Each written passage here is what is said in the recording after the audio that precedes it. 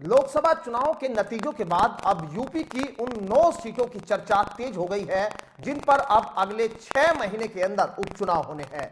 क्योंकि अभी हाल ही में लोकसभा चुनाव में बीजेपी को अगर सबसे बड़ा झटका लगा है वो राज्य उत्तर प्रदेश ही है, जहां के मुख्यमंत्री योगी आदित्यनाथ है जो अपनी कट्टर हिंदू छवि और कानून व्यवस्था को लेकर जाने जाते हैं। लेकिन इसके बावजूद भी यूपी में बीजेपी को अनुमान के मुताबिक सीटें नहीं मिली। यहां बीजेपी को लोकसभा चुनाव में 33 सीटें मिली जबकि सपा को 37 सीटें मिली है। इंडिया गठबंधन को 43 सीटें मिली जबकि एनडीए के खाते में कुल 36 सीटें यहां गई है। 2014-2019 की अपेक्षा बीजेपी को यूपी लोकसभा चुनाव में भारी कीमत चुकानी पड़ी है। दरअसल आज हम इस रिपोर्ट में मुजफ्फरनगर की मीरापुर सीट पर चर्चा करने जा रहे हैं, क्योंकि मीरापुर से विधानसभा के विधायक रहे चंदन चौहान अब बिजनौर लोकसभा सीट से सांसद बन चुके हैं। तो लिहाजा इस सीट पर चंदन चौहान के इस्तीफे के बाद उपचुनाव होना है। ऐसे में यहां से दावेदारों के नाम को लेकर अभी से चर्चा तेज हो गई है। तमाम राजनीतिक दल इस सीट पर अपनी अपनी दावेदारी पेश करना चाहते हैं। 2022 विधानसभा चुनाव में सपा रालोद का गठबंधन था। इसी गठबंधन में सपा से चंदन चौहान को जीत मिली थी, लेकिन 2024 में स्थिति एकदम से विपरीत नजर आती है, क्योंकि इस सीट पर रालोद भाजपा के साथ गठबंधन में है। ऐसे में यहां भाजपा रालोद गठबंधन से दोनों दल ही अपने प्रत्याशी उतारने को लेकर आपसी तालमेल भी बैठाने में अब लग गए हैं। हालांकि माना जा रहा है कि इस सीट पर इस बार भी रालोद ही गठबंधन में प्रत्याशी उतार सकती है, जिसको लेकर कई नामों की चर्चा रालोद की ओर से संभावित प्रत्याशी के तौर पर अब सामने आ रही है। उन नामों पर बात करेंगे, लेकिन उससे पहले एक बार मीरापुर सीट पर इस बार क्या समीकरण बनते नजर आ रहे हैं उस पर चर्चा करते हैं। दरअसल 2022 के विधानसभा चुनाव में चंदन चौहान को 1,07,421 वोट मिले थे, लेकिन इस बार लोकसभा चुनाव में मीरापुर विधानसभा सीट पर 1,96,605 वोट पड़े हैं। बिजनौर लोकसभा सीट से रालोद प्रत्याशी और मीरापुर के विधायक चंदन चौहान को इस सीट पर 72,320 वोट अभी मिले हैं। वहीं सपा के दीपक सैनी को 63,351 वोट मिले हैं और बसपा के विजेंद्र सिंह को 55,514 वोट मिले हैं।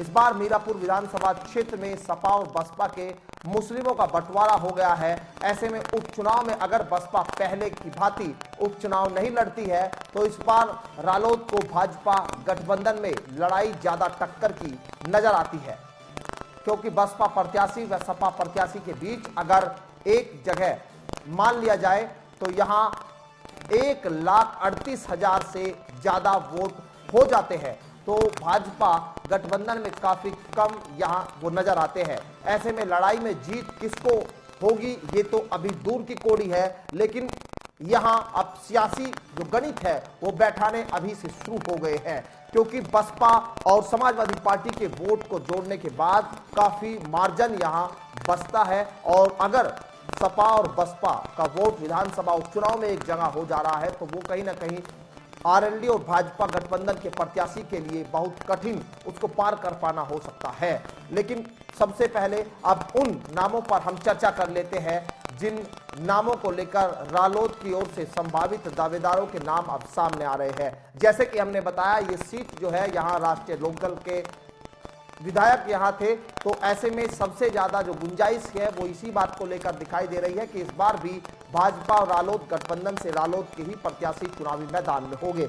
इसलिए रालोद की ओर से कुछ संभावित नामों की चर्चा अब इस रिपोर्ट में हम करने जा रहे हैं, जिसमें मलूक नागर यहां उनके परिवार से किसी को टिकट दिया जा सकता है। इस बात की संभावना से इनकार नहीं किया जा सकता, क्योंकि मलूक नागर यहां राष्ट्रीय लोकदल में जब बीएसपी छोड़कर आए हैं तो कहा जा रहा है कि उनके साथ भी कुछ इसी तरह की बातचीत हुई है कि आने वाले दिनों में वो अपने परिवार के लिए और अपने लिए कहीं ना कहीं जो है एक अच्छा भविष्य जरूर तलाश रहे हैं। इसीलिए राष्ट्रीय लोकदल में अब मलूक नागर या फिर उनके परिवार से किसी को मीरापुर से चुनाव लड़ने की संभावना जताई जा रही है। दूसरा नाम यहां सामने आ रहा है, संगठन मंत्री है अजीत राठी, जिनका दावेदारों की लिस्ट में नाम सामने आ रहा है। वहीं रालोद के मुजफ्फरनगर से जिला अध्यक्ष संदीप मलिक के भी दावेदारों में नाम प्रबल दावेदारों में माना जा रहा है।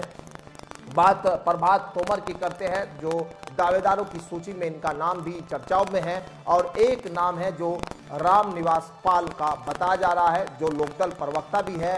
वह पूर्व में बसपा जिला अध्यक्ष भी रह चुके हैं। हालांकि अभी इन नामों में से किसके नाम पर फाइनल मोहर लगेगी ये तो देखना भी दिलचस्प होगा, लेकिन सियासी गलियारों में ये तमाम नाम हैं जो अब अपने नाम की चर्चा यहाँ कहीं ना कहीं लोगों के बीच में करते हुए नजर आ रहे हैं। दरअसल जब हमने मीरापुर विधानसभा सीट पर लोगों से यहाँ बात की तो सीधे तौर पर लोगों ने अपने अपने जो ओपिनियन है वो कहीं ना कहीं हमारे सामने बताए हैं, और सीधे तौर पर राष्ट्रीय लोकदल हो या फिर समाजवादी पार्टी हो, सभी जो है अपने प्रत्याशियों को इस बार चुनावी मैदान में उतारकर यहाँ कहीं ना कहीं इस लड़ाई को बड़ा दिलचस्प बना सकते हैं। लेकिन अभी सिर्फ जो रालोद के ही संभावित प्रत्याशियों के नाम सामने आए हैं वो आपके सामने हमने बताए। हालांकि हार जीत दूर की कौड़ी है, किसको जीत मिलेगी और किसको हार, लेकिन समीकरण अभी यहाँ बड़े कठिन और दिखाई दे रहे हैं।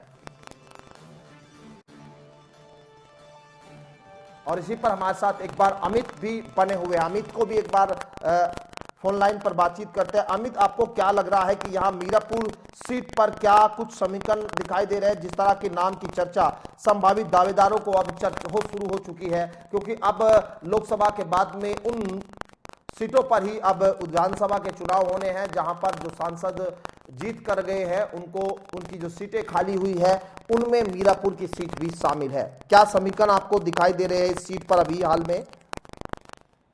बिल्कुल, देखिए राहुल, जैसे कि अभी लोकसभा चुनाव हुआ है, लोकसभा चुनाव जीत कर जैसे कि अगर यहाँ मुजफ्फरनगर जो चंदन चौहान है वे बिजनौर लोकसभा सीट से जो है चुनाव जीत चुके हैं, तो वे मीरापुर विधानसभा से विधायक भी थे। तो अभी आने वाले 6 माह बाद मीरापुर विधानसभा से जो विधायक है उसको वे छोड़ना होगा, यानी 6 महीने बाद जो है वहाँ पर फिर पुनः चुनाव होंगे।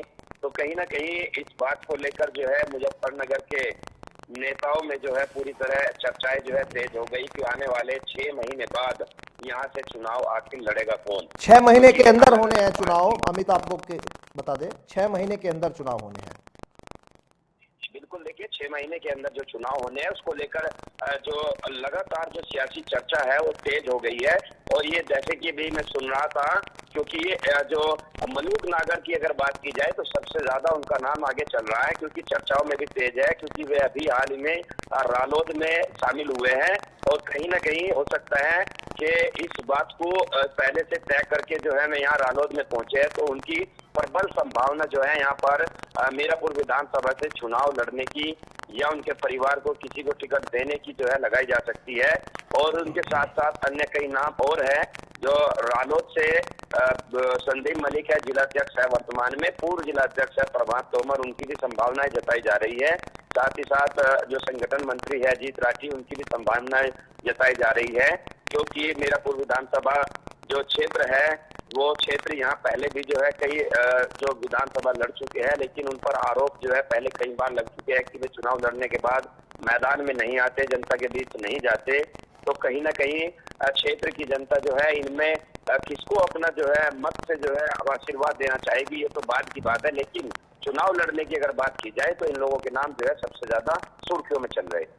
चलिए, बहुत शुक्रिया आपका बातचीत करने के लिए। और सीधी तौर पर जो रिपोर्ट अब आ रही है वो यही आ रही है कि रालोद के जो तमाम दावेदार हैं उन्होंने अपनी कसरत शुरू कर दी है मीरापुर विधानसभा सीट पर। किसको टिकट मिलेगा ये तो अभी आने वाले वक्त में तय हो जाएगा।